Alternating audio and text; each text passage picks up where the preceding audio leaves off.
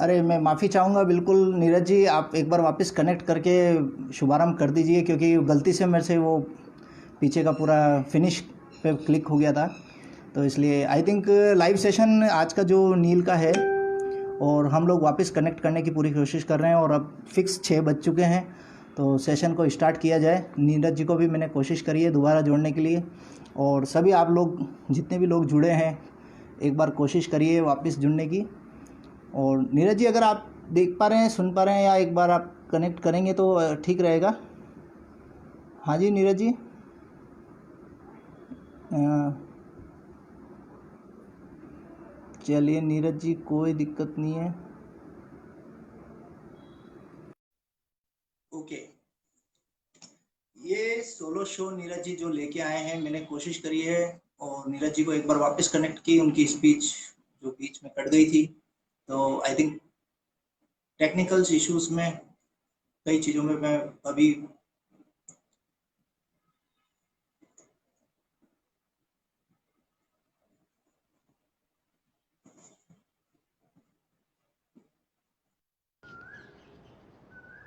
नीरज जी, मैं माफ़ी चाहूँगा, वो फिनिश पे मेरा क्लिक हो गया था, तो आप एक बार वापस कोई रिपीट। बात नहीं सर। हाँ जी। तो आप मुझे 1 मिनट दीजिए बस। मैं हाँ, कनेक्ट कर बिल्कुल, लूँ बिल्कुल, आपको। क्योंकि काफ़ी दर्शक जुड़ चुके थे, मोर देन अभी वापस कनेक्ट हो पा रहे हैं। और अभी वही है कि हम हर बार टेक्नोलॉजी से नई-नई चीज़ें सीख रहे हैं और आगे बढ़ रहे हैं। बट आज का सेशन क्योंकि बहुत अच्छा रहने वाला है, और नीरज जी जो कि नील सोलो शो मेरा आप सब लोगों के सामने लेके आए हैं, तो नीरज जी से मैं वापस चाहूँगा कि वो मुझे इजाज़त दें उनके द्वारा। और ओके। ओके सर, या प्लीज़ हाँ, कंटिन्यू। मैं दर्शकों का फिर से एक बार स्वागत करता हूँ। ये छोटे छोटे से ग्लिच है, टेक्निकल ग्लिच है जो हो जाते हैं, और आर्टिस्ट की अपनी एक दुनिया रहती है जिसमें वो खो जाता है, तो उस वजह से ऐसा कुछ हो जाता है। बट ठीक है, जो जहाँ पे गलतियाँ होती हैं वहीं पे सुधार की गुंजाइश होती है, ऐसा मैं मानता हूँ। आज हम फिर से शरद जी के साथ हैं, और जैसा कि मैंने पहले भी कहा था कि शरद जी के साथ हमारा ये दूसरा किस्सा है। 7 किस्सों की एक हमारी एक सीरीज़ है, जिसके अंदर पिछले किस्से में इन्होंने बात की थी अपने बचपन की, कि किस तरीके से ये शरारतें करते थे। मुझे कहीं ना कहीं मैं भी इनके साथ रिलेट कर पाता हूँ, क्योंकि जैसे ये शरारती है मैं भी इतना ही शरारती था। और ये नीले रंगों के साथ खेलते थे, और मैंने पहले भी बताया तो मैं तो फिर से बताता हूँ कि अपने नानी के घर जब जाते थे तो अपने जो वाटर टैंक होता था उसके अंदर कैसे नील मिला देते थे। और इन्होंने पिछले किस्से में अपनी बात की थी कि जो इनका एक सफ़र रहा, स्कूल का एक सफ़र रहा, या बहुत छुटपन का एक असर रहा, जहाँ पे हमें जाने अनजाने बहुत सारी चीज़ें इन्फ्लुएंस कर जाती हैं। उन्होंने उस सिलसिले को हमारे को बताया था। और मतलब ये अनअवेयर थे उन इंसिडेंट्स के साथ, लेकिन बाद में इन्होंने जब उनको जोड़ा, उन तानों बानों को जोड़ा, तो उनसे बहुत सारी चीज़ें जुड़ती चली गई। तो वो एक इंटरेस्टिंग इनकी लाइफ का चैप्टर रहा, जो हमने सुना, जो हमने देखा। और आज हम इनके बात करेंगे इनके दूसरे हिस्से की, और दूसरे किस्से की। और वो किस्सा है इनके जवानी का। वैसे तो अभी भी ये जवानी लगते हैं, बट ये कहते हैं कि ये अभी जवानी के किस्से इन्होंने कॉलेज लाइफ के और इस तरीके से इन्होंने डिस्कस करने हैं। तो ये बताएंगे कि कैसे ये नए तरीके से इन्होंने अपनी लाइफ को और बिल्कुल, कलर्स बिल्कुल, में डाला, और क्या इनकी जर्नी रही। बिल्कुल। तो मैं फिर से एक बार आपका स्वागत थैंक यू करता हूँ सो शरद मच। जी। और जी मैं आज पूरा आपको होप सेशन सुन के बहुत अच्छा लगेगा। आप जी। आपकी तरफ से एक बार उसको डिस्कनेक्ट कर दीजिएगा, क्योंकि मैं पहले गलती कर चुका हूँ, इसलिए। चलिए sir, thank you so much. ये और गाइस, डिस ये डिस्कनेक्शन आप ही करेंगे सर। किधर ये थोड़ा अच्छा छोड़, प्रॉब्लम। ओके, चलिए ओके, कोई बात गॉट नहीं। इट। हाँ हाँ जी। ओके गाइस, फाइनली हम लोग वापस हमारे सेशन पे आते हैं, जो कि ब्लू पेंटर सोलो शो आप नीरज मित्रा जी द्वारा आप देख पा रहे हैं, gallery artist and art award पे 16 अगस्त तक। तो नीरज जी ने जैसा कि पूरा एक बहुत ही ब्यूटीफुल सेशन प्लान किया है, और पूरी एक कमर कस ली है कि एक ब्लू पेंटर जो इंडिया का एक छोटा सा पेंटर है, जो कि उदयपुर जैसे शहर में रहता है, तो उन्होंने पूरी कोशिश कर ली है कि पूरे वर्ल्ड तक उसको बिखेरा जाए, उसकी पूरी एक एक तमाम बातें। तो वो मुझे एक पे एक ट्रिक्स दिए जा रहे हैं, एक पे एक सेशंस दिए जा रहे हैं। तो आज मेरे जो सेशन हैं, जब पिछले सेशन में मैंने मेरे चाइल्डहुड की पूरी बात करी आप लोगों से, और जैसे कि एक सिंपल बच्चा पैदा होता है और कैसे छोटी मोटी चीज़ों से गुजरता है, कई चीज़ें कई गतिविधियां करता है, और देन आफ्टर वो धीरे धीरे धीरे धीरे माँ बाप को केयर हुआ के एक सब्जेक्ट के रूप में आर्ट चूज़ कर लेता है। अब हम बात करते हैं उस दौर की जहाँ कॉलेज लाइफ का सेशन चालू होता है। मैंने लास्ट ईयर बात कर दी थी। अब जब कॉलेज लाइफ की बात आती है तो jeans T shirt, fashion, glamour, love story, ये सब चीज़ें आपको आपने अक्सर फिल्मों में सुनी होगी। नो डाउट मेरा सफ़र बहुत अच्छा रहा। एक कॉलेज लाइफ जैसे कि कॉलेज लाइफ लोग सोचते हैं कि वो कॉलेज के अंदर पॉपुलर हों, इधर से क्या कहते हैं प्रेसिडेंट चुने जाएं, इधर से उनकी एक लव स्टोरी हो, इधर से उनको बहुत अच्छा फेम मिले, खूब सर्टिफिकेट्स मिले, कैरियर भी होना चाहिए। सब चीज़ें मेरे कैरियर में रही। मैं खुशनसीब हूँ। गणेश जी का मैं बहुत बड़ा भक्त हूँ, तो खुशनसीब हूँ मैं गणेश जी महाराज का कि उन्होंने मेरा सब कुछ हर जगह ध्यान रखा, बिल्कुल एक तरीके से। अब बात करते हैं कि मेरा कैरियर कैसे स्टार्ट हुआ। सो विदाउट एनी कंफ्यूजिंग मैं डिले नहीं करता हूँ, और मैं आपको एक बताना चाहूँगा कि आज का सेशन 3 पलड़ों में रहेगा। मेरी 3 जगहों से कॉलेज लाइफ पढ़ाई स्टार्ट हुई। फर्स्ट मैंने 1 साल का BBA सेक्शन जो उदयपुर के अंदर 1 साल के लिए हेमंत त्रिवेदी जी, मदन सिंह जी राठौड़, धर्मवीर जी वशिष्ठ जी ने बहुत ही प्यार तरीके से एक हिम्मत दिखा के MLS यूनिवर्सिटी के अंदर खोला था, मोहनलाल सुखाड़िया यूनिवर्सिटी जो उदयपुर की है। तो वहाँ पर एक पहली बार जब वो खोला था तो मैंने मेरे फादर को कहा कि मैंने कहा अब मुझे कॉलेज करना है। तो फादर ने कहा कि ठीक है, ड्राइंग पेंटिंग सब्जेक्ट कर लीजिए, BA MA से। बट क्योंकि वो जो स्कूलिंग की एक बात थी कि शरद तुम शायद फाइन आर्ट्स लेना, तो वो मैं लेना चाह रहा था। तो मैंने फादर से बोला कि नहीं नहीं, मुझे ऐसा BBA ये सब नहीं करना है, मुझे बाहर जाना है, पढ़ाई करनी है। और क्योंकि एक क्या होता है कि जब मैं घर में सबसे बड़ा रहा हूँ, आप जितने भी लोग सुन रहे हैं, मेरे 2 छोटे भाई बहन हैं, तो एक बचपन एक बड़े होने के नाते एक मॉरल सपोर्ट्स होते ही हैं। और हमेशा बड़ा बच्चा जो घर का होता है वो इमोशनली और दुख, जितने भी फादर मदर के दुख होते हैं उनके बहुत करीब होता है। तो वो सब चीज़ें देखते हुए मेरे को यहाँ पर कई चीज़ें और भी करनी पड़ती थी फादर के साथ में, बिजनेस वगैरह में 11th-12th में बहुत ध्यान देना पड़ता था। तो मैं अच्छे से कॉलेज लाइफ जी नहीं पा रहा था। एक अंदर से अजीब सा लग रहा था कि यार क्या है, और जो जी रहा था तो ऐसा जी रहा था कि मेरी खुद की आइडेंटिटी कम थी, मेरे फादर की ज़्यादा थी। कॉलेज में जा रहा हूँ तो अरे आपके फादर तो वो हैं, क्योंकि उनका ट्रैवल्स का काम था तो वो हर जगह सब जगह जान पहचान। मुझे मज़ा नहीं आ रहा था, तो मैंने फाइनल डिसाइड किया आई गो आउट। सो मैंने फादर को बोला कि मुझे बाहर सीरियसली अच्छे कॉलेज में कोई एडमिशन लेना है।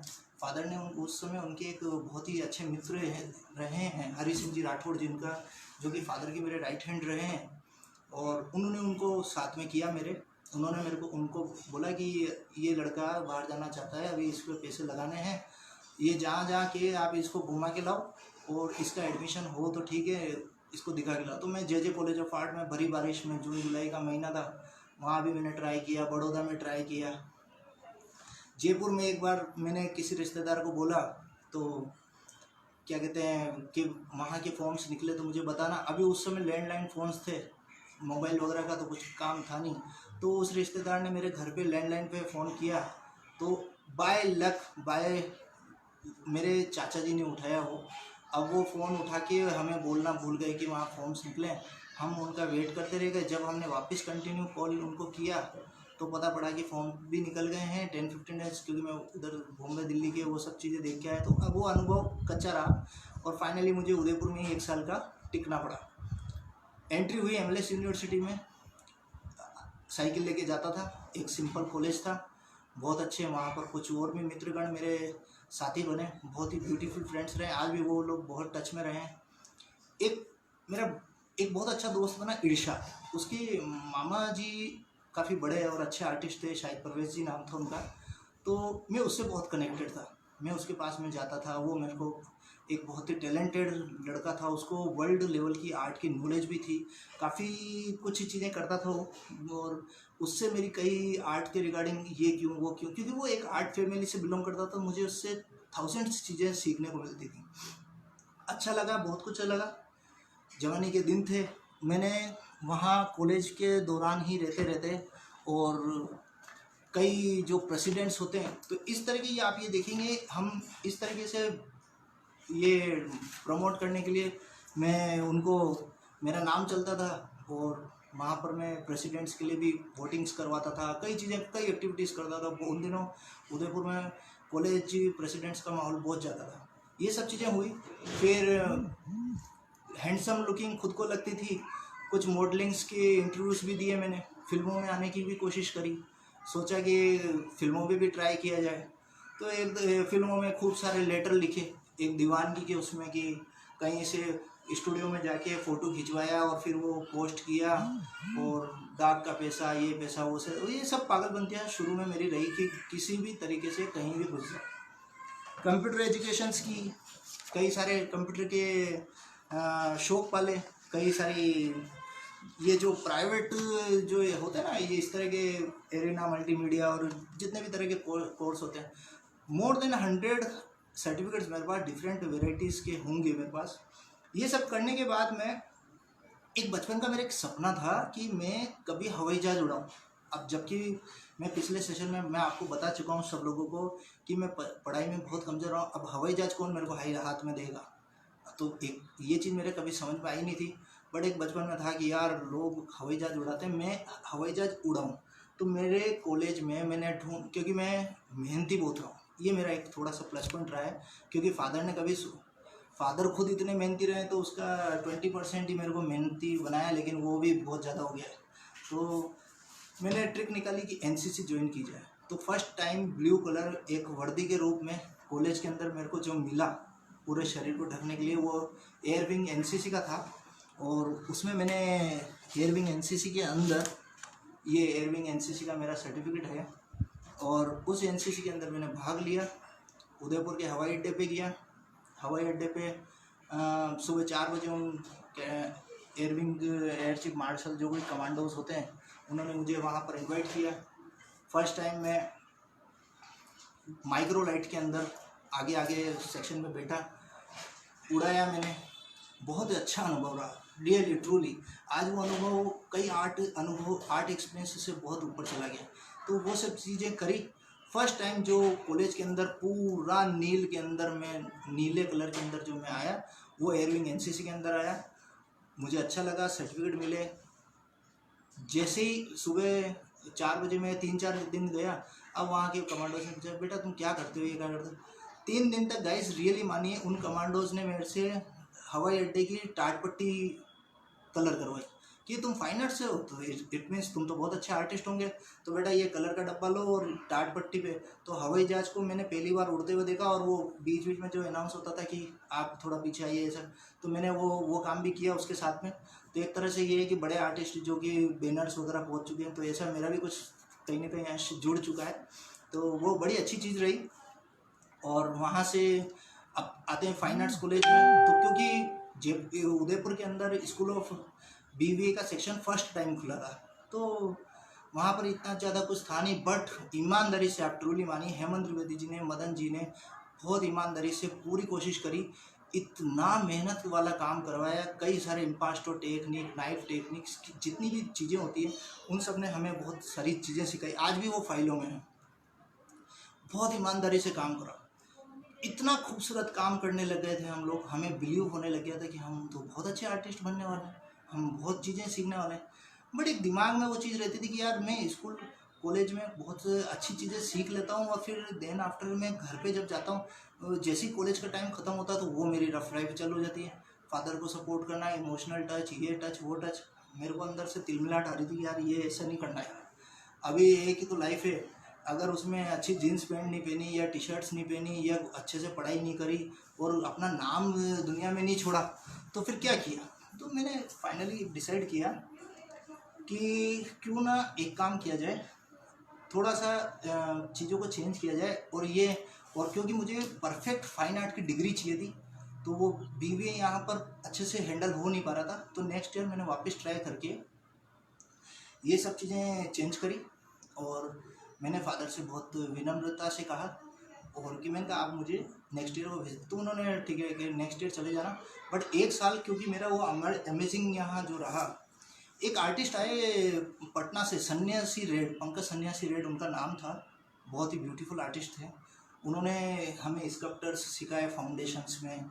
उन्होंने फर्स्ट टाइम उदयपुर को भी मेरे को ऐसे तरीके से दिखाया कि ऐसा भी उदयपुर होता है, मैंने कभी सुना भी नहीं था और कभी देखा भी नहीं था। बाबरवाल माइंस करके एक जगह है जहाँ पर मार्बल के अंदर की खान होती है, उन्होंने 3-4 दिन का वहाँ पर बच्चों का कैंप रखा, आउटिंग कैंप।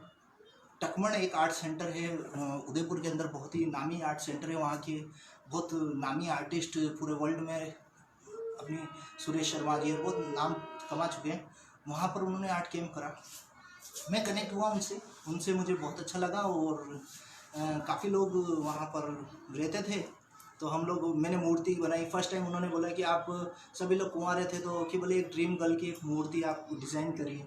मैंने एक ब्लैक कलर का कोई स्टेचू भी बनाया था, और वो मेरे पास आज भी रखा हुआ है। मैं मेमोरीज़ को बहुत कलेक्ट करके रखता हूँ। मैं कोई छोटी मोटी चीज़ होती है तो मेरे हमेशा दिल के करीब रहती है, और मैं कोशिश करता हूँ मैं पुरानी मतलब चीज़ों को कलेक्ट करके रखूँ। तो वो सब चीज़ें रही, और फिर हम बढ़ते हैं आगे। आवाज़ आप लोगों को क्लियर नहीं आ रही है? आई थिंक आ रही है शायद ना, श्रीकांत पांडे जी लिख रहे हैं आवाज़ नहीं आ रही है, तो इसलिए आई थिंक आ रही है अब शायद। एक बार कोशिश कर लीजिएगा आप, और बाकी तो सब कुछ ठीक है।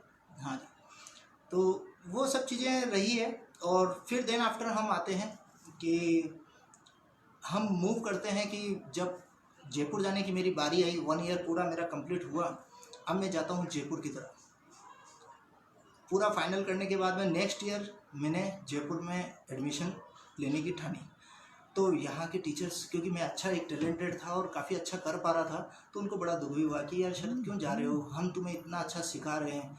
लेकिन नहीं, बहुत बड़े सिटी के लड्डू खाने थे मुझे, तो मेरी बहुत इच्छा हुई कि नहीं नहीं जाना है और मुझे बाहर नाम कमाना है।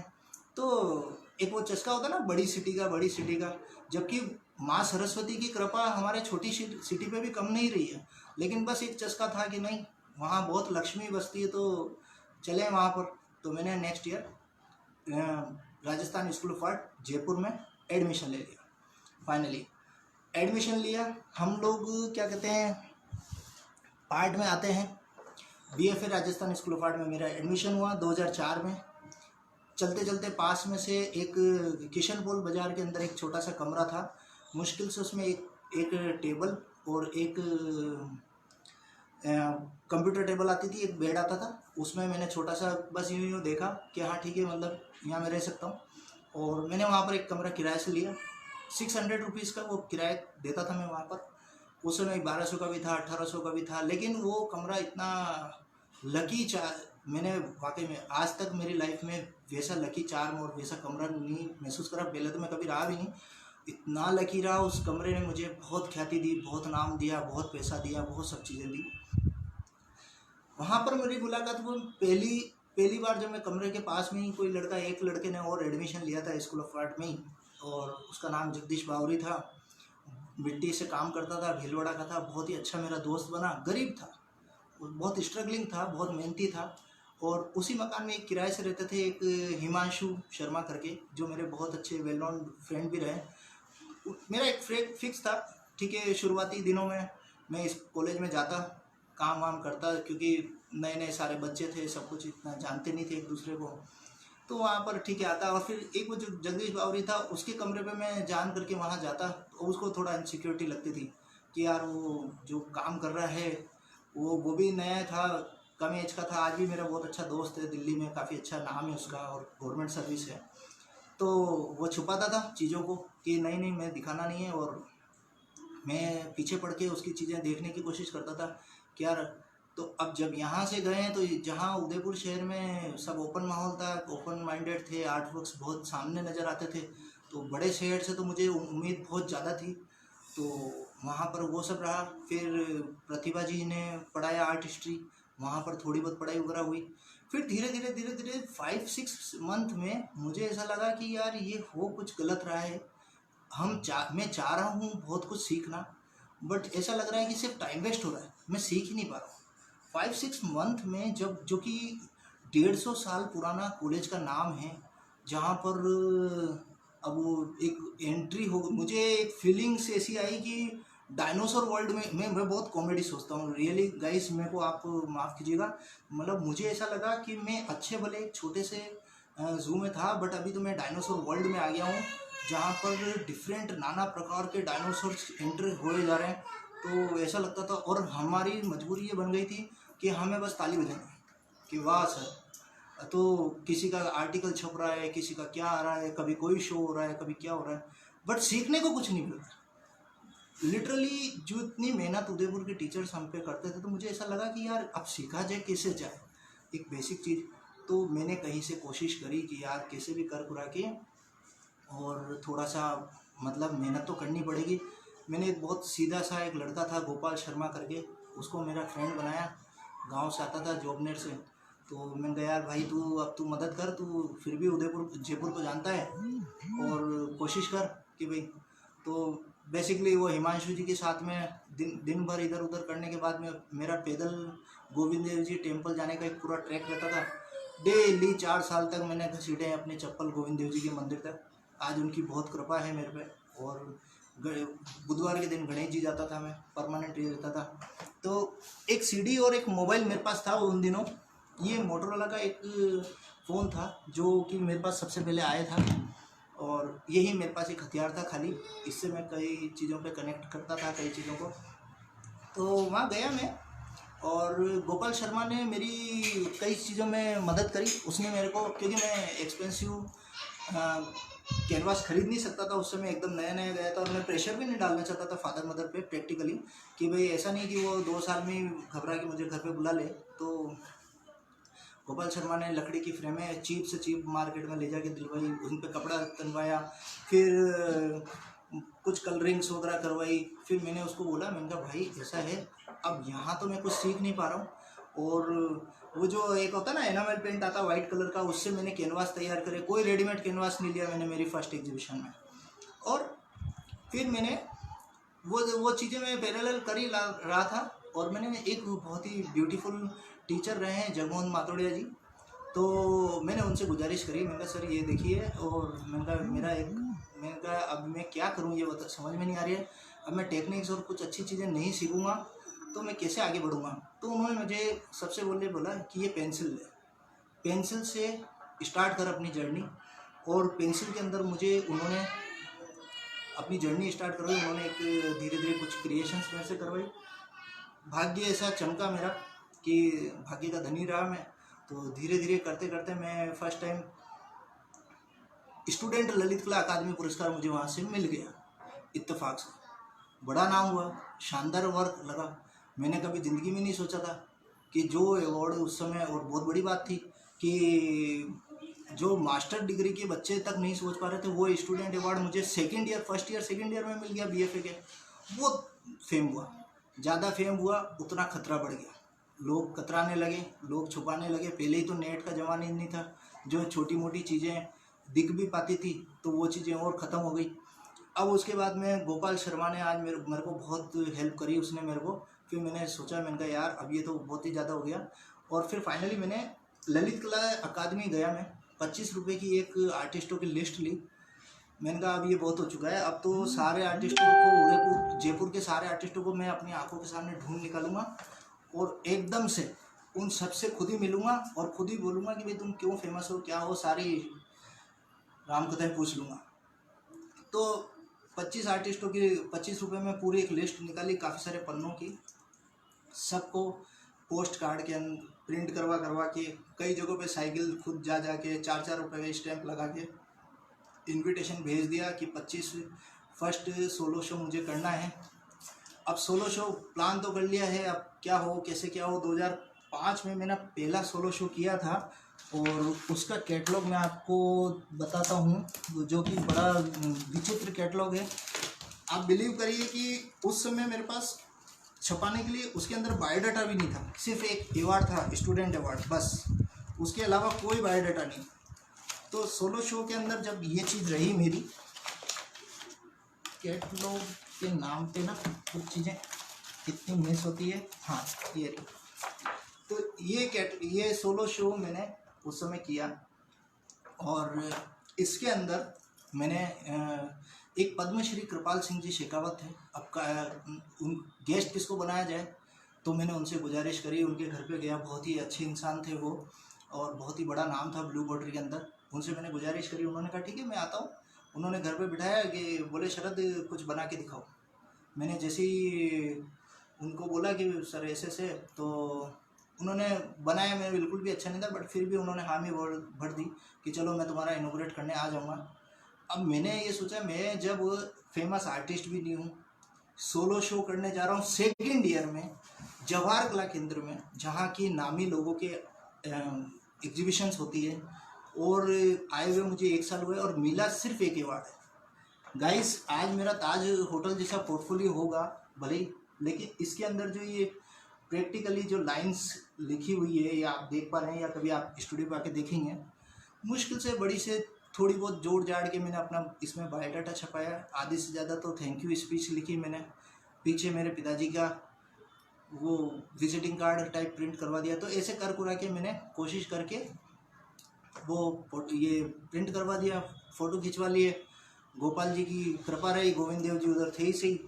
सोलो शो प्लान हुआ। अब इसमें भीड़ कैसे आएगी, तो आज तो आप किसी को खाना खिलाओ तो भी भीड़ नहीं आती थी। अब मैंने पूरे कॉलेज ऑफ आर्ट में अनाउंस करवा दिया कि शरद भारद्वाज की शाम को वहाँ पर एग्जीबिशन है कल, और वहाँ पर आप एक काम कीजिए, वहाँ पर सबको नाश्ता मिलेगा समोसे कचौरी का। तो ये एक छोटा सा ट्रिक ही मैं बचपन से बहुत रहा हूँ कि कैसे कौन सी चीज़ हैंडल करनी, तो मैंने हमेशा उस चीज़ों पर ध्यान दिया है।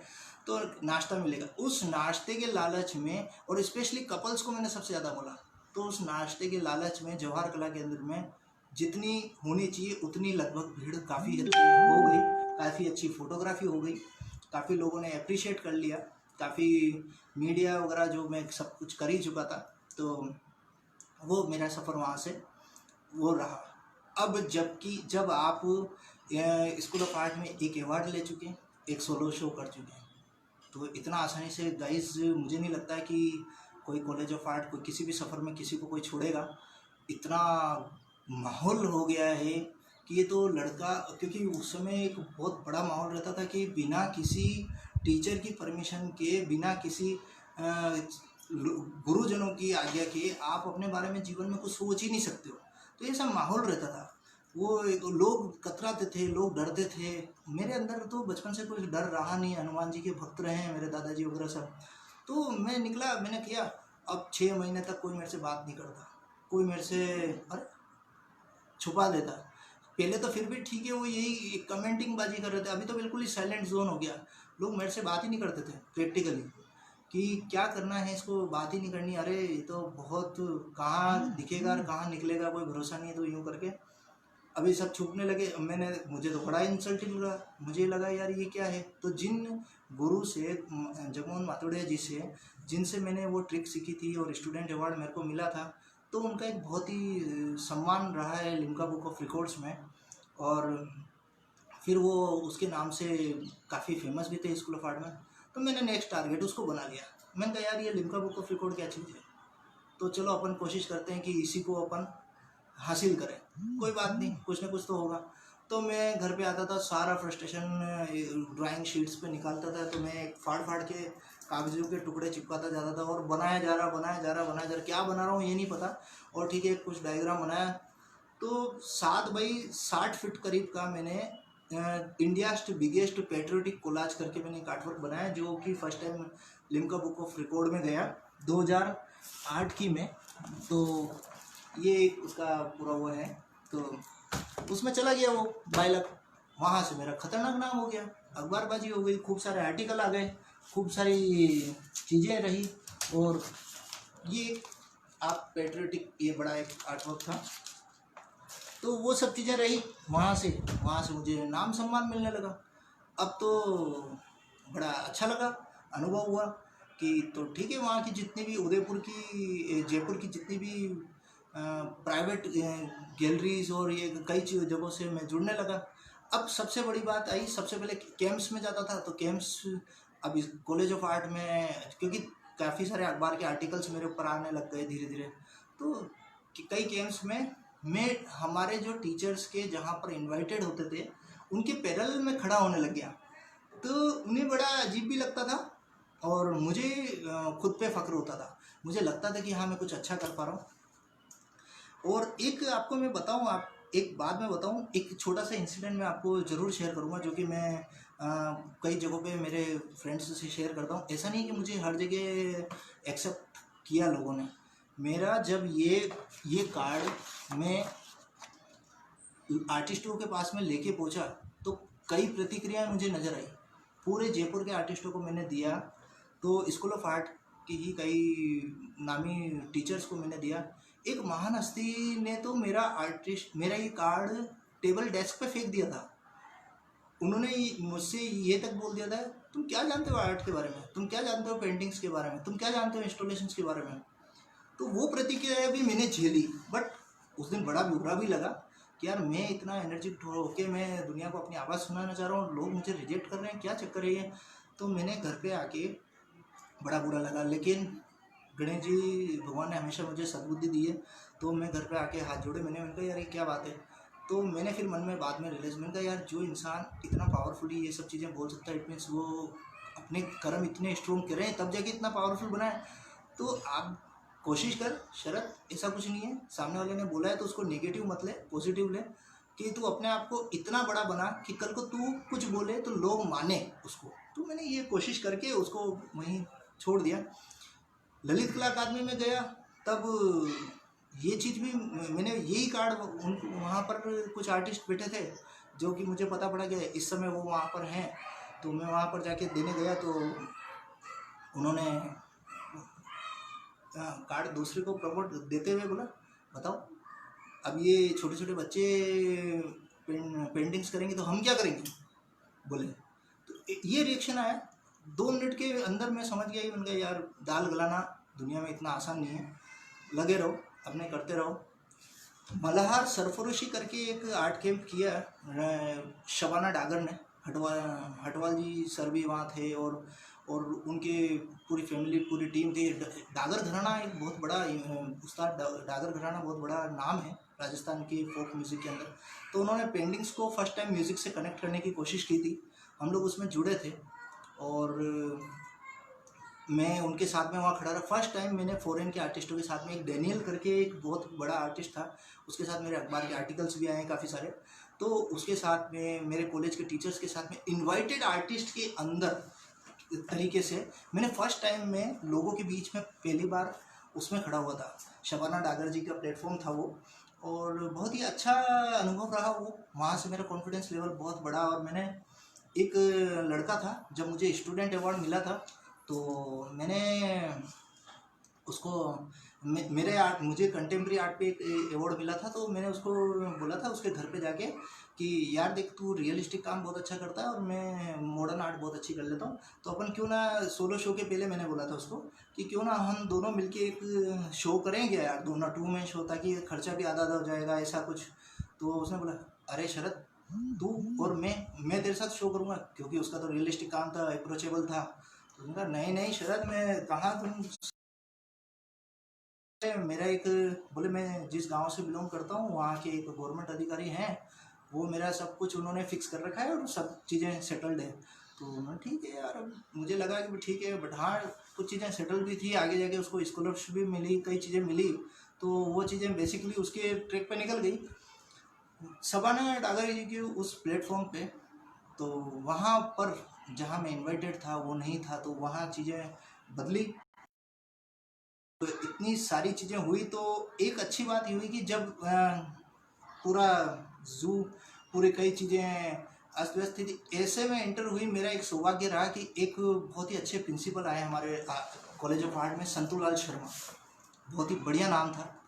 उन्होंने जो टीचर्स टाइम से नहीं आते थे उनको टाइम से आना सिखाया, आर्ट एक्टिविटीज़ की तरफ ध्यान दिया, जो चीज़ें नोटिस बोर्ड पे नहीं लगती थी कॉलेज ऑफ आर्ट की, वो उन्होंने वहाँ पर लगवाना चालू। नोटिस बोर्ड ही नहीं था, चिपकता था, कभी नहीं चिपकता था, तो ऐसी चीज़ें वो आने लगी। अब वहाँ से वो जो एक दौर था, वो स्वर्णकालीन दौर था मेरे कॉलेज लाइफ का, Rajasthan school of art Jaipur का।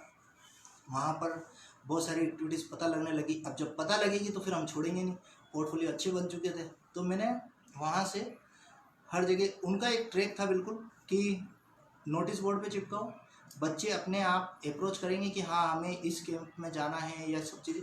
एक उन्होंने एक एक दिन वहाँ पर एक पोर्टफोलियो लगाया कि भारत भवन का एक सीनियर आर्ट कैंप है भोपाल के अंदर। भारत भवन बहुत ही बड़ी जगह है गाइस।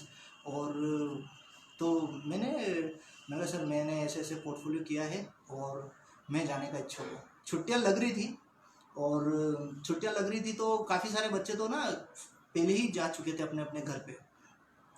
तो मैंने उनसे अप्रोच करी, उन्होंने कहा शरद मैं जानता हूँ तुम्हारा पोर्टफोलियो बहुत अच्छा है, लेकिन मैं तुम्हें अकेले को सेलेक्ट करके नहीं भेजूँगा, तो पहले मेरे पास एप्लीकेशंस पूरी आने दो, मैं 3 दिन का समय देता हूँ। 3 दिन का उन्होंने सब टीचर्स को समय दिया। तो काफ़ी टीचर्स ने अपने जो पसंदीदा स्टूडेंट्स थे उनको फ़ोन कॉल्स करके भी कोशिश करी अप्रोच करने की, बट वो क्योंकि कई बार वो उनके अपने पर्सनल काम सिद्ध करते थे, तो वो उनकी सुननी बात बराबर हो गई। और वो सौभाग्य रहा मेरे को फर्स्ट टाइम भारत भवन भोपाल जाने का। और वहाँ से मैं भारत भवन भोपाल जो मैं गया हूँ, वहाँ मैं सबसे पहले ये भारत भवन भोपाल का एक सर्टिफिकेट है मेरे पास। और वहाँ सबसे पहले वहाँ के जो एक बहुत ही फेमस आर्टिस्ट रहे यूसुफ जी, उनसे मैंने सीखा, वहाँ पर पूरा देश के कल्चर को सीखा। और बहुत सारे देश के नामचीन आर्टिस्टों के, क्योंकि मैं तो नया था लेकिन वहाँ पर बहुत टैलेंटेड बच्चे आए पूरे खेरागढ़ महाराष्ट्र सब जगहों से। वहाँ से मेरी नॉलेज में गजब का इम्प्रूवमेंट हुआ। कई टेक्निक्स ऐसी थी जो मैंने वहीं जाके सीखी।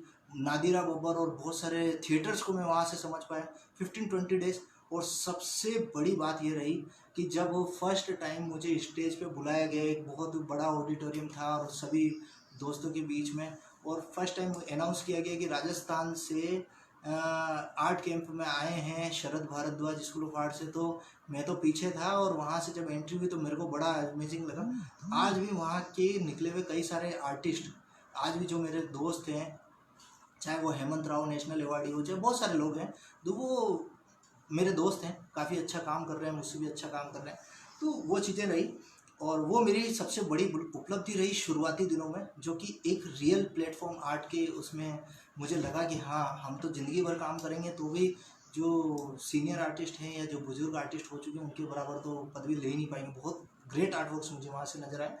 वहाँ से बढ़ते हैं, संतूलाल जी ने एक अच्छी बात करी थी कि क्या करा था, एक माहौल क्रिएट करने के लिए उन्होंने चित्रा करके एक मैगजीन्स हमारे कॉलेज ऑफ आर्ट में प्रिंट करवाना चालू करा। ये चित्रा करके एक मैगजीन्स थी, इसका कई स्कूल ऑफ आर्ट के बच्चों को और बहुतों को पता भी नहीं होगा। ये उन्होंने चालू करी हर 3 महीने के उसमें उन्होंने ये किया कि सारे टीचर्स को ये बोला कि आप 3 महीने में पूरे वर्ल्ड में जो भी उपलब्धि लाते हैं, और स्टूडेंट्स को बोला बेटा तुम 3 महीने में जो भी उपलब्धि लाते हो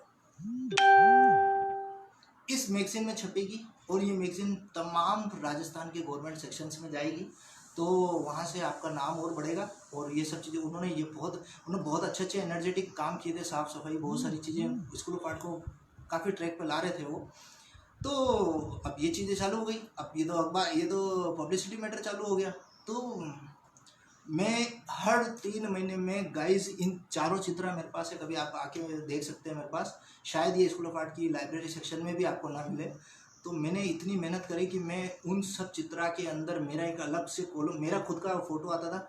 शुरू के 1-2 में तो इजीली टीचर्स ने एक्सेप्ट करने लग गया, बाद में तो मेरे ऊपर ऐसी ज्यूरी होती थी कि छापने से पहले तुम प्रूव करो। मैं बाकायदा सर्टिफिकेट दिखाता था कि सर मैं रियली में इस कैंप में गया हूँ, ये एक्टिविटी की है, तब जाके और वो छपता था। और बहुत बढ़िया बढ़िया मेरे इस पर हर चीज़ उसमें आर्टिकल आए, और मेरे कॉलेज के टीचर्स के और उनके भी आर्टिकल्स इसमें आए, एवॉर्ड्स मिले, स्कूल ऑफ आर्ट का जो अवार्ड मिला वो भी इसमें आया। तो वो चीज़ मेरे पास रही। और इसी के साथ साथ बीच में समर कैंप्स की कुछ, जैसे कई बार कहीं से कुछ पता पड़ता था, तो मेरा इंटरेस्ट, क्योंकि वेराइटीज़ ऑफ माइंड रहा है मेरा, तो जैसे पत्रिका एजुकेशन और ये भास्कर वगैरह जो ये लोग नहीं करवाते हैं आपके कैमरा सेटअप की क्लासेस वगैरह, तो मैंने एडिटिंग में, क्योंकि काफ़ी कंप्यूटर ग्राफिक्स सीख के आया था, बट जो प्रोफेशनल कैमरास होते हैं, पत्रिका टीवी के कार्यालय में जाके मैंने उनकी वो वर्कशॉप्स भी अटेंड करी। वहाँ से मैंने एंगल्स, टीवी के चैनल्स के एंगल्स, वो सब चीज़ों में भी बीच में मैंने थोड़ा सा ध्यान दिया, टाइम वेस्ट किया और उनसे सीखा कि आप शॉट लेते हैं कैसा लेते हैं। तो आज मैं वही सब एक्सपेरिमेंट्स से मेरे इंटरव्यूज़ में मैं थोड़ा सा कर पाता हूँ, क्योंकि मैं उन चीज़ों को वहाँ से सीखा हुआ है, मैंने समझा हुआ है। CU क्या होता है, हाफ कट क्या होता है, लॉन्ग कट क्या होता है, थर्माकोल इम्पैक्ट क्या होता है, कई चीज़ें। तो मुझे काफ़ी हद तक 360 कैमराज और उन सब चीज़ों की भी नॉलेज है। तो वो चीज़ें रही। बहुत सारे मान सिंह, महेंद्र, बहुत सारे जूनियर्स मेरे इतने अच्छे थे, और तो उनके साथ में मैंने बहुत सारे कुछ आसपास के कैंप्स भी मैंने अटेंड करे। बहुत ही, मैं जूनियर्स के बिना कभी नहीं जी पाया स्कूल ऑफ आर्ट में। हमेशा मेरे एक न एक साथ गिर्द मेरे साथ रहता था, और बहुत अच्छे अच्छे लोग थे वहाँ पर। बुधराम, अजय, भरत, महेंद्र, ऋषिकेश, योगेश। योगेश बहुत ही ब्यूटीफुल फ्रेंड मेरा रहा है, आज वो काफ़ी नाम कमा रहा है, उसके फील्ड में बहुत ही एक्टिव है, अजमेर से बिलोंग करता है, उसकी बहुत मेमोरीज है मेरे साथ। और इन लोगों के साथ में मैं एक बार CCDU बूंदी में एक कार्यशाला कलेक्टर ने करवाई थी, तो मैं वहाँ भी मैं पहुँचा था। और वहाँ भी मेरी उस समय तो मतलब ऐसा हो गया था कि मैं अपने आप को बहुत अच्छा आर्टवर्क नहीं, बट हाँ फेमस बहुत हो चुका था। तो मुझे ये रहता था कि हाँ मुझे पता है कि मैं 10 मिनट जगूंगा तो 10 मिनट में क्या कर लूँगा, इतना कॉन्फिडेंस लेवल मेरे ऊपर आने लग गया था। अब बात करते हैं कि मेरा रूटीन क्या था। मेरा रूटीन सर ये था कि मैं स्कूल ऑफ आर्ट जाता था, 12 बजे स्कूल ऑफ आर्ट से आता था, अपना टिफ़िन खाता था, सीधा मैं जवाहर कला केंद्र जाता था। वहाँ पर मैंने 500 रुपये का स्टूडियो ले रखा था, क्योंकि जैसा मैंने आपको शुरू से बताया है कि मुझे बहुत सीखने की लालसा जो एक रहती है अंदर। तो मैं जवाहर कला केंद्र के अंदर शाम के 7-8 बजे तक स्टूडियो के अंदर शांति से काम करता था। गार्ड साहब और बहुत ही वो लोग मुझे अप्रिशिएट करते थे। वहाँ से मैं तमाम मीडिया कर्मियों के टच में आया, और वहीं से मुझे बहुत सारा प्यार मिला। जवाहर कला केंद्र जयपुर की मुझे ये देन है कि उसने मुझे बहुत एक फेमस होने में बहुत सपोर्ट किया। काफ़ी वहाँ पर हंसराज और कई अच्छे, हरिराम कुमावत नेशनल अवार्डी जो हैं वो वहाँ पर काम करते थे। तो वहाँ से मुझे नेशनल अप्रोच मिली, बहुत लोग मुझे जानने लगे। उसका भी जवाहर कला केंद्र जगह का मेरे जीवन में बहुत बड़ा योगदान है। वो सब चीज़ें रही। और फिर अब जब कभी मुझे ये पता लगता है कि बॉम्बे में ये शो चल रहा है या वहाँ पर ये शो चल रहा है, तो मैं कई बार ऐसा करता, बंक मारता था कि स्कूल ऑफ आर्ट में, क्योंकि एक एडमिशन परसेंटेज की भी वो सीमाएं रहती है। तो मैं कई बार ट्रेन पकड़ के निकल जाता था, बॉम्बे जाता था, 1-2 दिन शोज़ देखता था, वहाँ से मैं आ जाता था। अब सबसे पहली जो शुरुआत हुई मेरी, कई आर्टिस्ट मेरे को कहते थे कि ना तुम इतना सुंदर काम करते हो, तुम इतना फेमस हो चुके हो, तुम अप्रोच करो गैलरी को, बॉम्बे दिल्ली जाओ इधर उधर। तो मैंने जब वहाँ से, तो मैंने सोचा चलो पहले एक बार देखा तो जाए कि बॉम्बे दिल्ली में हो क्या रहा है, फिर अपन अपना काम दुनिया को दिखाएंगे। तो एक बार मैं बॉम्बे से लोकल कंपार्टमेंट में, वहाँ पर लोकल लोगों को पैसे दे के सीट रुकानी पड़ती थी, तो मैं ऐसे दे के रात को लेट गया, जयपुर मुझे आना था। तो एक हेम राणा करके एक आर्ट क्यूरेटर था, वो वहाँ से सफ़र कर रहा था, काफ़ी सारी कैटलॉग्स लेके जयपुर रिटर्न आ रहा था। तो मेरी फर्स्ट टाइम उससे मुलाकात हुई वहाँ से, और उसने मुझे एक ब्लू कलर का एक कार्ड दिया। वो मेरी ज़िंदगी का शुरुआत का ब्लू कलर का कार्ड, इत्तेफाक शब्द का मेरे ज़िंदगी में बहुत नाम जुड़ा है। वो कार्ड रहा। उसने मेरे को कहा कि शरद, मैंने, एक बच्चा था, बैठा था, उसको मैंने बोला कि तुम बेटा क्या कहते हैं, पेंटिंग्स बनाते हो? तो उसने कहा कि हाँ पेंटिंग्स बनाता हूँ सर, ऐसे ऐसे करके। तो मैंने कहा ठीक है बनाते हो तो तुम आना यूँ। तो उसने मेरे को कार्ड दिया, मैं वहाँ गया। कुछ दिनों बाद मेरी वहाँ से पेंटिंग्स बिकी, तो वहाँ से मैं चल निकला, बहुत पेंटिंग्स बिकी, वहाँ से मेरा खूब नाम होने लगा। ये चीज़ें रही। फिर वहीं समर ब्लूज़ करके उसी ने एक अच्छा शो भी करवाया, वहाँ से मेरी शुरुआत पेंटिंग्स की बहुत रही।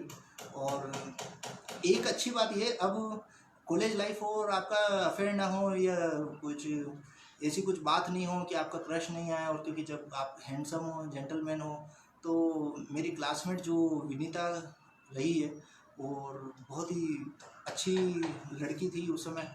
तो उसका एक सिंसियरिटी का टाइम शेड्यूल था, फैमिली से बिलोंग करती थी, 9 बजे वो आती थी, 10-12 o'clock वो चली जाती थी। तो स्कूल ऑफ आर्ट की में धीरे धीरे धीरे हम लोग बेस्ट फ्रेंड बने। तो एक समय तो ऐसा आ गया गाइस कि अगर उसको कोई प्रपोज करने वाला है तो भी मेरे से पूछता था कि शरद भैया आपका कुछ ऐसा है तो नहीं, तो हम प्रपोज करें। और मैं कहीं भी जा रहा हूँ तो भी लोग उससे पूछते थे कि अरे शरद भैया कहाँ है, शरद भैया कहाँ है। तो शी वॉज इरिटेटिंग कि यार ये क्या है, और जबकि बहुत सिंपल लड़की थी वो। तो फाइनली वो मेरी बेस्ट फ्रेंड बनी। आगे चल के आज आप लोगों को सुन के खुशी होगी कि आज वो मेरी वाइफ है, मेरे ही घर में है। और टचवुड रहा, बहुत प्यार मिला हमारे प्रोफेसर्स का, सबका मेरे ऊपर, और हमें कभी भी गलत नज़रिए से नहीं देखा गया। तो वो चीज़ रही। और मीडिया में संतोष जी शर्मा करके जो उन्होंने सबसे पहले मुझे हाईलाइटेड किए, आप गाइस बिलीव नहीं करेंगे, स्कूल ऑफ आर्ट में जब मैं पढ़ता था इतने बड़े बड़े आर्टिकल मेरे ऊपर आने लग गए थे। ये देखिए आप, तो ये आर्टिकल इतने बड़े बड़ी जीवनियाँ मेरे ऊपर आने लग गई थी। मतलब ये सब उन मीडिया वालों की मतलब मोहब्बत का नतीजा है, जिन्होंने मेरे ऊपर विश्वास दिखाया। ये देखिए आप, ये मेरे आर्टिकल्स हैं। तो 2004-5 में इतने बड़े बड़े आर्टिकल्स देना आना, और वो भी बिना किसी पैसे खर्च करे, आज मैं रियली अमेजिंग और मैं गुड लक मानता था कि क्या पता ये धोनी देव जी या गणेश जी महाराज की क्या कृपा है जो इतने बड़े बड़े आर्टिकल्स आते थे। और वो खुद कहते थे कि शरद हमें बहुत खुशी मिलती है कि हम है ना तुम जैसे नए यंगस्टर में इतनी हिम्मत देख रहे हैं, और हमें तो लिखने में मज़ा आता है तुम्हारे बारे में। और जो तुम्हारा ये डायग्राम है ब्लू पेंटर का कि बचपन में ऐसे खेलता था, तो वो तो बिल्कुल ही डिफरेंट स्टोरी है। ये सब चीज़ें रही।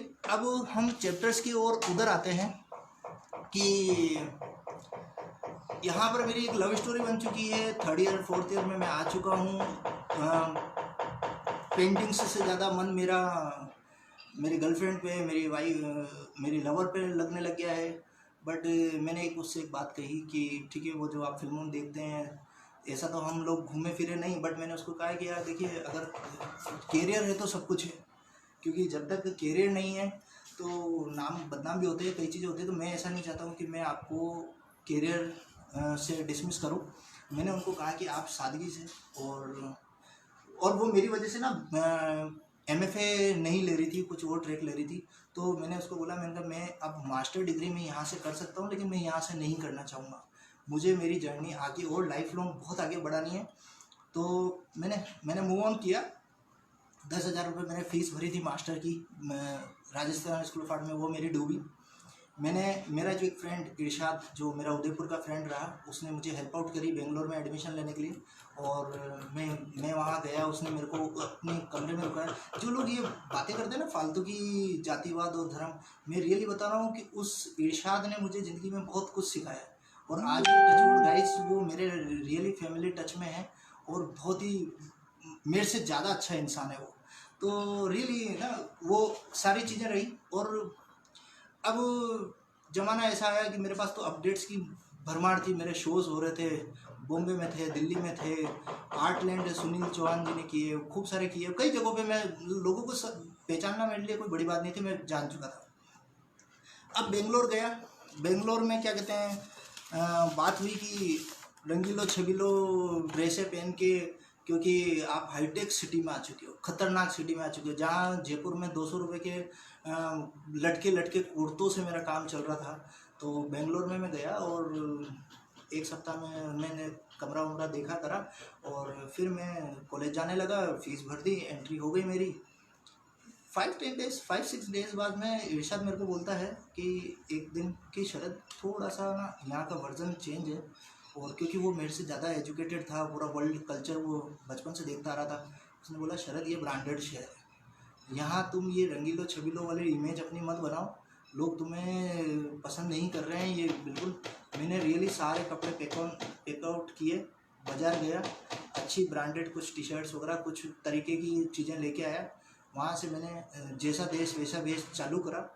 और फिर वहाँ से ठीक है, फिर भी मेरा ओके ओके था, क्योंकि बेंगलोर का जो मेरा CKP चित्रकला परिषद में मेरी एंट्री हुई थी, तो वो एक बहुत ही ब्यूटीफुल कॉलेज था, बहुत ही ब्यूटीफुल लाइब्रेरी थी, वहाँ पर आर्ट मॉल था, आर्ट सेक्शन था, कई सारी चीज़ें थी। तो वहाँ पर फिर मैंने, अब एक दिन क्या हुआ, इत्तेफाक से कहीं से मेरे पास जयपुर से कॉल आया कि यार तुम्हें ना एक काम करना, एक लेडी के नंबर लो, क्योंकि ऑब्वियसली जो मेरे पुराने रिश्ते बन चुके थे वो मेरे को हेल्प आउट कर रहे थे। उन्होंने एक लेडी के नंबर दिए, वो वहाँ की कोई सेक्रेटरीट की बहुत रिनाउंड लेडी थी, वहाँ उससे मिला मैं। उसने लेके एक मैंने कहा ठीक है, तुम्हारा शो एक आध पेंटिंग उठा के लाओ। और उसकी एक कॉमर्शियल गैलरी थी, वहाँ पर उसने वो पेंटिंग रख दी और उसने मेरे को इनवाइट कर लिया। अब बेंगलोर जैसे शहर में उसने मेरे को इनवाइट किया और मैं चला गया उसके पास में। शाम पड़े, मुझे तो पता भी नहीं है मैं कहाँ जा रहा हूँ क्या। वहाँ पर चाय नाश्ता हुआ, पेज 3 जैसे लोग आए और मेरी भी फ़ोटो वहाँ खींच गई। फ़ोटो खींची तो दूसरे दिन ये बेंगलोर टाइम्स ऑफ इंडिया के अंदर पेज 3 के अंदर मेरा फ़ोटो छप गया उन लोगों के साथ में। ये आप देख पा रहे हैं, ये रहा मैं, है ना। तो अब ये जब छपा तो जिस कॉलेज में मैं पढ़ता था गाइस, उसमें प्रोड्यूसर डायरेक्टर के बच्चे पढ़ते थे, ईरानीस पढ़ते थे।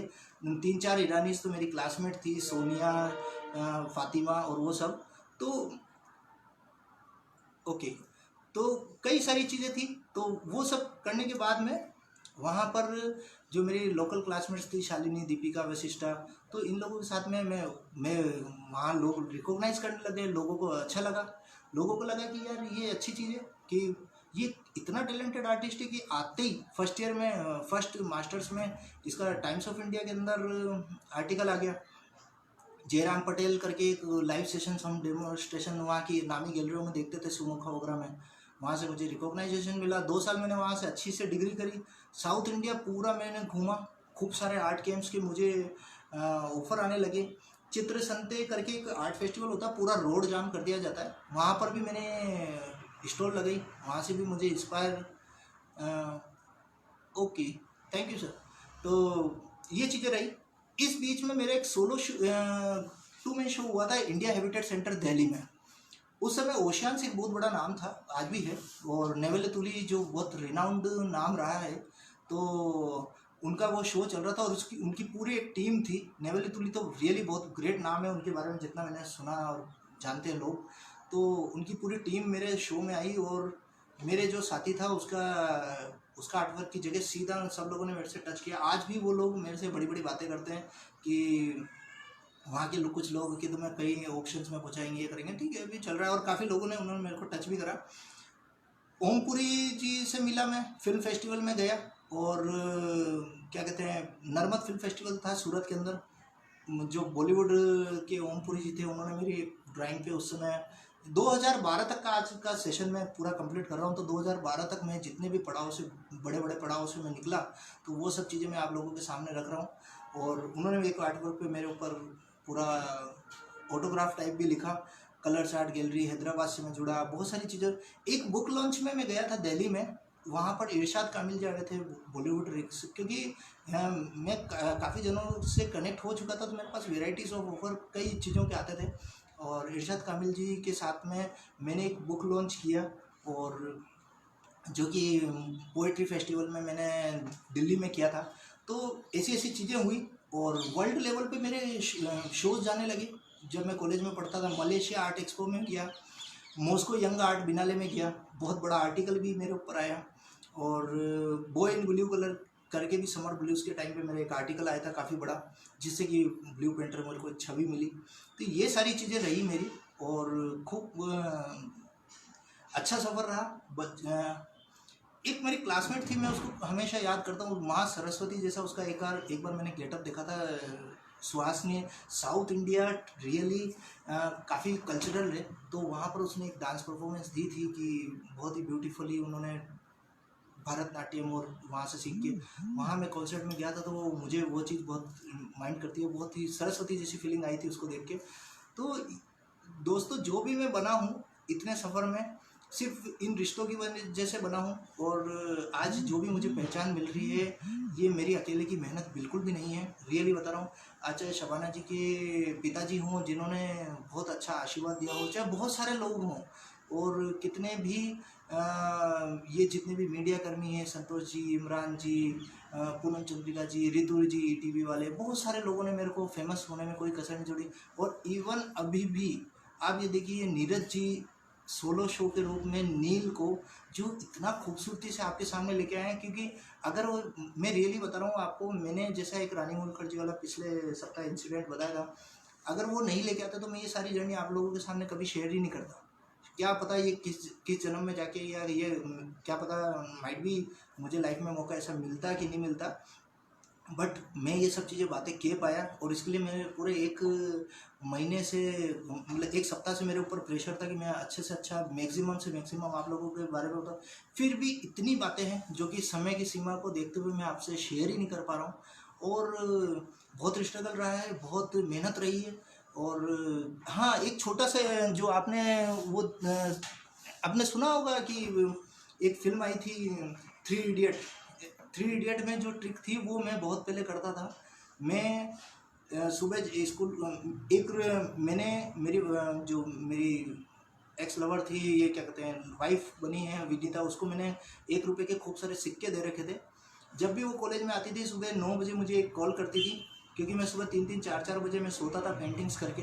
तो वो 1 रुपये वाला पीला डब्बा जो आता है उससे मुझे फ़ोन कॉल करती थी, और मेरे पास फ़ोन बजता था और मैं उससे उठता था और फटाफट उठ के कॉलेज चला जाता था। और शाम सुबह मैं कॉलेज जाता 12 बजे तक, उसके साथ में कॉलेज में रहता, वो अपने घर जाती।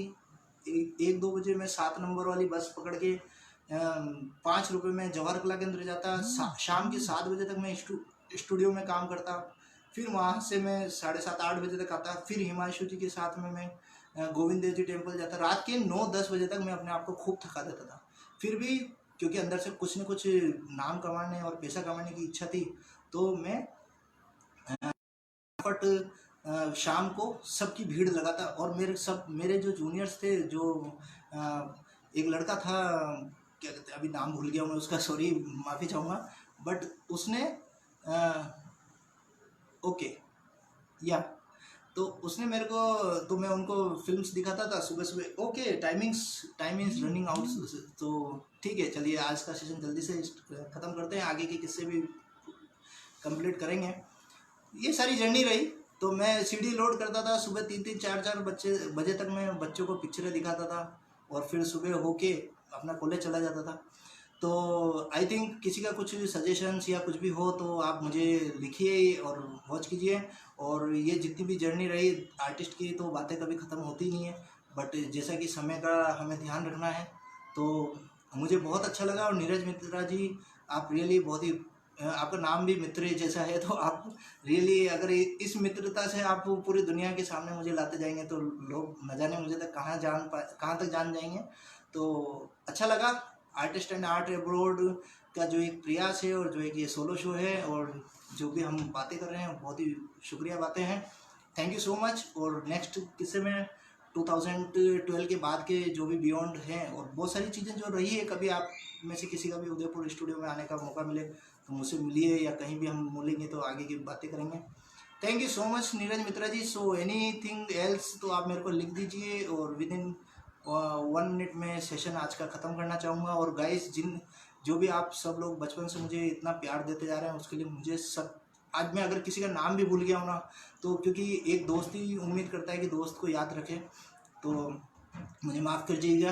बाकी रियली आप बहुत लोगों की मेरे दिल में बहुत रेस्पेक्ट है और बहुत प्यार है, जिनको मैं कभी भूल नहीं सकता हूँ। दुआओं में, प्यार में, रेस्पेक्ट में, कटिंग्स भेजने में, आज ये मेरा डाटा इकट्ठा करने में, कई लोगों ने, आप लोगों ने मेरे को बहुत हेल्प आउट किया है। So thank you so much. और मैं आज का सेशन कंप्लीट करना चाहूँगा। मिलते हैं नेक्स्ट वीक आगे के 2000 any tips for students. Sir देखिए, स्टूडेंट्स के लिए मैं नर्मदा जी एक ही टिप्स देना चाहूँगा कि कोई ये आपके लिए, अगर आप कोई भी ये पर्सन बोलता है कि मैं आपके लिए बैठा हूँ, तो आप ये बिल्कुल मत सोचिए वो सिर्फ बैठा ही है। आप अपनी मेहनत खुद करिए, है ना। और कोई भी शॉर्टकट कुछ भी नहीं है। और जो भी कोई सोचता है कि मैं ऐसा आर्टवर्क करूँ, ये भी करूँ, वॉटेवर जो भी, वो हर इंसान खुद के लिए सबसे अच्छा सोच सकता है, जो कि दुनिया में दूसरा कोई नहीं सोच सकता।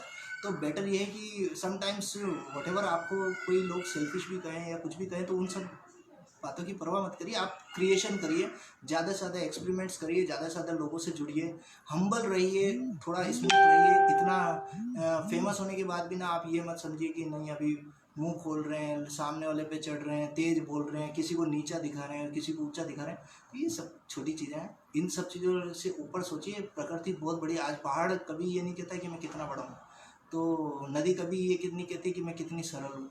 तो हम लोग भी थोड़ा सा आर्टिस्ट हैं, सिंपैथी रखें। और स्टूडेंट्स को ज़्यादा से ज़्यादा मेहनत करवाइए। मोबाइल एक एक इंस्ट्रूमेंट है सिर्फ आप लोगों तक पहुंचने के लिए। इस पे अनावश्यक चीज़ों पे झाड़ू पोछा बर्तन ये सब चीज़ें डाल के आर्ट का कचरा ना करें, अच्छी आर्ट बनाएं तब आप उसको शेयर करें। Thank you so much. आज का सेशन मैं कंप्लीट करता हूँ। Thank you Neeraj Mitra ji, thank you so much.